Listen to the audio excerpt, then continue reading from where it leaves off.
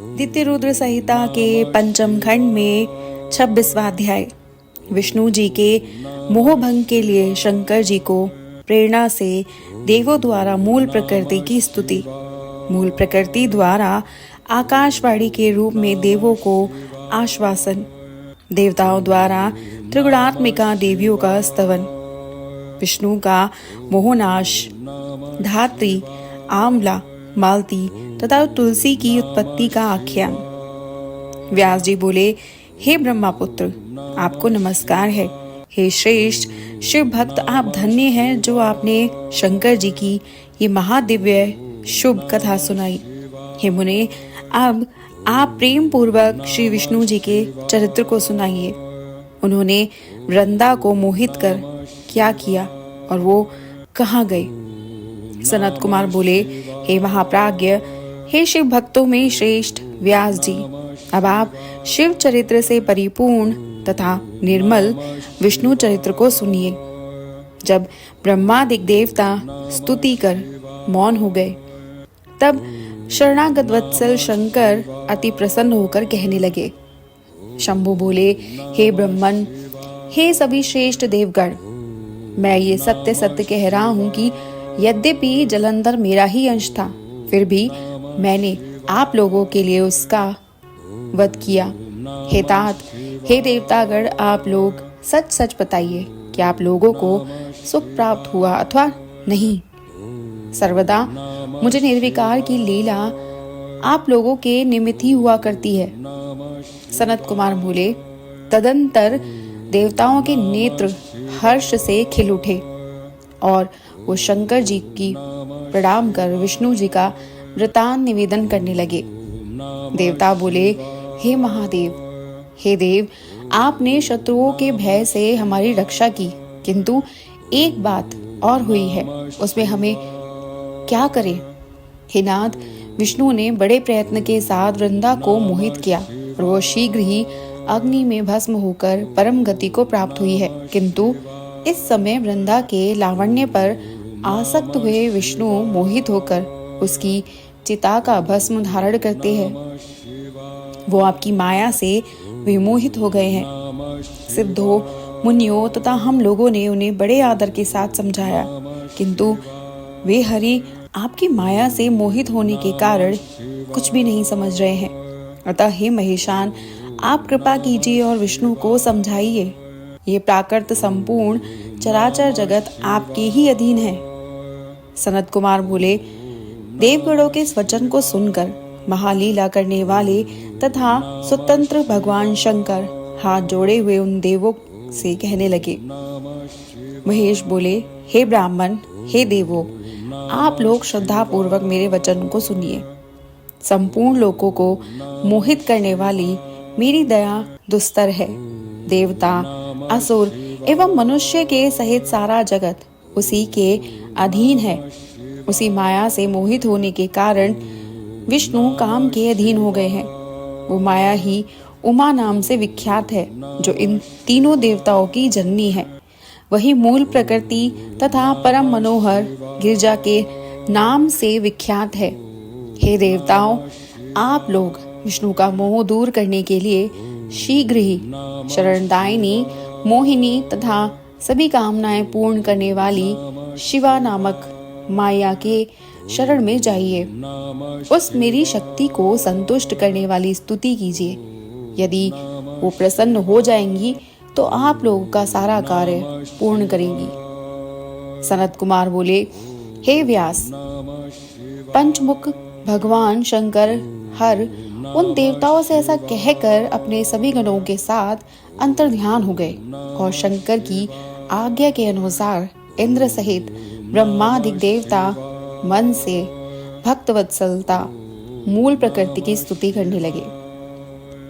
देवता बोले, जिस मूल प्रकृति से उत्पन्न हुए सत्व, रज और तम ये गुण सृष्टि का सृजन, पालन तथा संहार करते हैं और जिसकी इच्छा से इस विश्व का आविर्भाव तथा तिरोभाव होता है, उस मूल प्रकृति को हम नमस्कार करते हैं।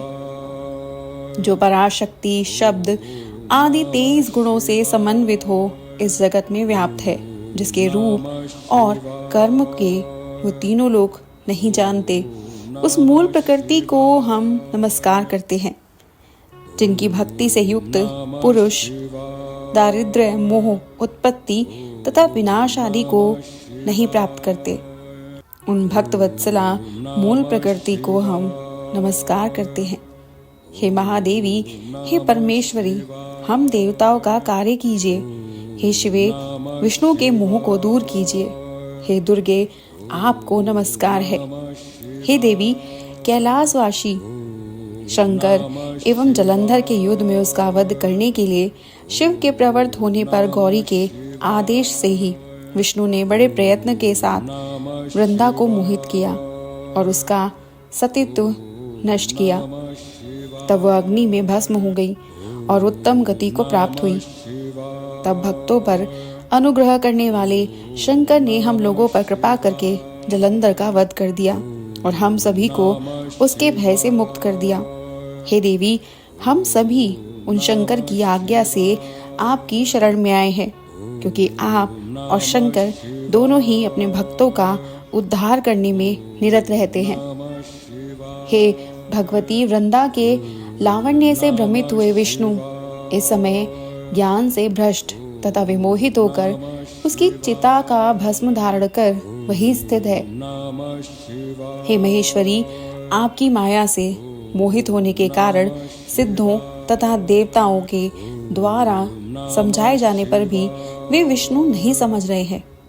हे महादेवी, कृपा कीजिए और विष्णु को समझाइए, जिससे देवताओं का कार्य करने वाले वे विष्णु स्वस्थ चित होकर अपने लोक की रक्षा करें। इस प्रकार की स्तुति करते हुए देवताओं ने अपनी कांति से समस्त दिशाओं को व्याप्त किया। एक तेजोमंडल को आकाश में स्थित देखा। हे व्यास, इंद्र सहित ब्रह्मा आदि सभी देवताओं ने मनोरथों को देने वाली आकाशवाणी उस तेजोमंडल के मध्य से सुनी। आकाशवाणी बोली, हे देवताओं, मैं ही 3 प्रकार के गुणों के द्वारा अलग अलग तीनों रूपों में स्थित हूँ।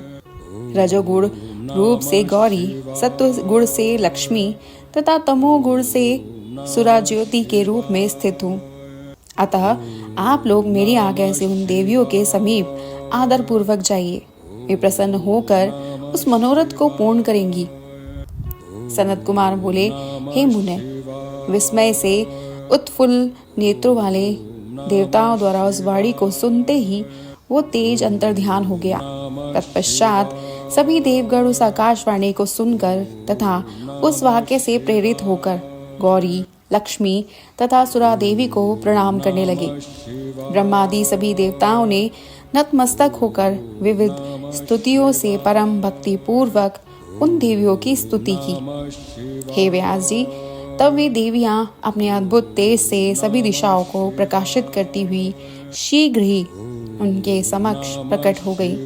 तब देवताओं ने देवियों को देखकर अत्यंत प्रसन्न मन से उन्हें प्रणाम किया, भक्ति से उनकी स्तुति की और अपना कार्य निवेदित किया। इसके बाद भक्तवत्सला उन देवियों ने प्रणाम करते हुए देवताओं को देखकर उन्हें अपना अपना बीज दिया और आदर पूर्वक उनसे ये वचन कहा। देवियां बोली, हे देवगणों, जहाँ विष्णु स्थित है वहाँ इन बीजों को बो देना, इससे आप लोगों का कार्य सिद्ध हो जाएगा। सनत कुमार बोले, हे मुने, इस प्रकार कहकर वो देवियां अंतर्ध्यान हो गई। वे ब्रह्मा, विष्णु तथा रुद्र की त्रिगुणात्मक शक्तियां थी। तब इंद्र सहित ब्रह्मा आदि सभी देवता प्रसन्न हो गए और बीजों को लेकर वहां गए जहां भगवान विष्णु स्थित थे। हे मुने, उन देवताओं ने वृंदा की चिता के नीचे भूतल पर बीजों को डाल दिया और शिव शक्तियों का स्मरण करके वो वहीं पर स्थित हो गए। हे मुनीश्वर, उन डाले गए बीजों से धात्री, मालती तथा तुलसी नामक 3 वनस्पतियां उत्पन्न हो गई। धात्री के अंश में धात्री, महालक्ष्मी के अंश से मालती और गौरी के अंश से तुलसी हुई, जो तम, सत्व तथा रजोगुण से युक्त थी। हे मुने, तब स्त्री रूपिणी उन वनस्पतियों को देखकर उनके प्रति विशेष राग विलास के विभ्रम में युक्त होकर विष्णु जी उठ बैठे। उन्हें देखकर मोह के कारण कामासक्त चित्त से वे उनके प्रेम की याचना करने लगे। तुलसी एवं धात्री ने भी राग पूर्वक उनका अवलोकन किया। सर्वप्रथम लक्ष्मी ने जिस बीज को माया से देवताओं को दिया था, उससे उत्पन्न हुई स्त्री मालती उनसे ईर्ष्या करने लगी। इसलिए वो बर्बरी इस ग्रहित नाम से पृथ्वी पर विख्यात हुई और धात्री तथा तुलसी राग के कारण उन विष्णु के लिए सदा प्रीतिपद हुई।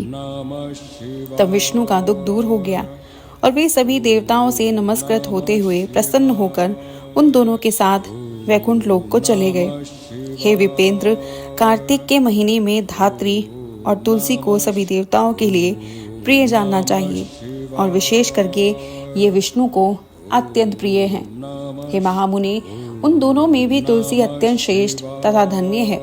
ये गणेश को छोड़कर सभी देवताओं को प्रिय है तथा संपूर्ण कामनाओं को पूर्ण करने वाली है। इस प्रकार ब्रह्मा, इंद्र आदि वे देवता विष्णु को वैकुंठ में स्थित देखकर उनको नमस्कार कर तथा उनकी स्तुति कर अपने अपने स्थान को चले गए। हे मुनि श्रेष्ठ, मोह भंग हो जाने से विष्णु जी ज्ञान प्राप्त कर शिव जी का स्मरण करते हुए अपने वैकुंठ लोक में सुखपूर्वक निवास करने लगे। यह आख्यान मनुष्य के सभी पापों को दूर करने वाला, मनुष्य की संपूर्ण कामनाओं को पूर्ण करने वाला, समस्त काम विकारों को नष्ट करने वाला तथा सभी प्रकार के विज्ञान को बढ़ाने वाला है। जो भक्ति से युक्त होकर इस आख्यान को नित्य पढ़ता पढ़ाता है, सुनता अथवा सुनाता है, वह परम गति को प्राप्त करता है। जो बुद्धिमान वीर अति उत्तम आख्यान को पढ़कर संग्राम में जाता है, वह विजयी होता है, इसमें संदेह नहीं है। यह आख्यान ब्राह्मणों को ब्रह्म विद्या देने वाला, क्षत्रियों को जय प्रदान करने वाला, वैश्यों को अनेक प्रकार का धन देने वाला तथा शूद्रों को सुख देने वाला है। हे व्यास जी, ये शिव जी में भक्ति प्रदान करने वाला, सभी के पापों का नाश करने वाला और इस लोक तथा परलोक में उत्तम गति देने वाला है। इस प्रकार श्री शिव महापुराण के अंतर्गत दित्य रुद्र संहिता के पंचम युद्ध खंड में जलंधर के वध के पश्चात देवी स्तुति विष्णु मोह विध्वंस वर्णन नामक 26वां अध्याय पूर्ण हुआ और हमारा अगला अध्याय है शंखचूड़ की उत्पत्ति की कथा। इसे जानने के लिए जुड़े रहिएगा हमारे इस YouTube